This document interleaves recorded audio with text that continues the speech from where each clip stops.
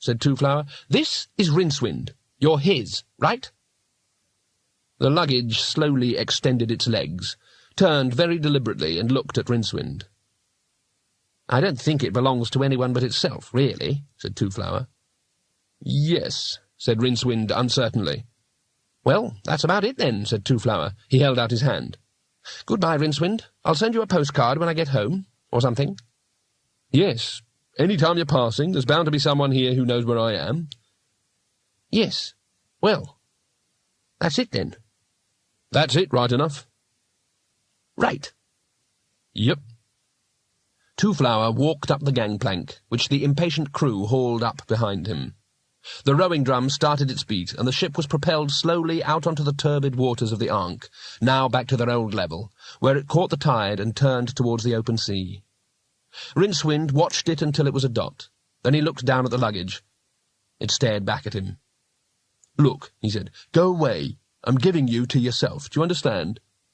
He turned his back on it and stalked away. After a few seconds he was aware of the little footsteps behind him. He spun round.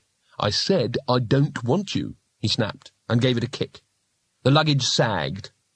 Rincewind stalked away. After he had gone a few yards he stopped and listened.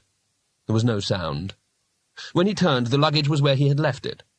It looked sort of huddled. Rincewind thought for a while. "All right, then," he said. "Come on." He turned his back and strode off to the university. After a few minutes the luggage appeared to make up its mind, extended its legs again, and padded after him. It didn't see that it had a lot of choice. They headed along the quay and into the city, 2 dots on a dwindling landscape, which, as the perspective broadened, included a tiny ship starting out across a wide green sea that was but a part of a bright circling ocean on a cloud-swirled disk, on the back of 4 giant elephants that themselves stood on the shell of an enormous turtle, which soon became a glint among the stars and disappeared.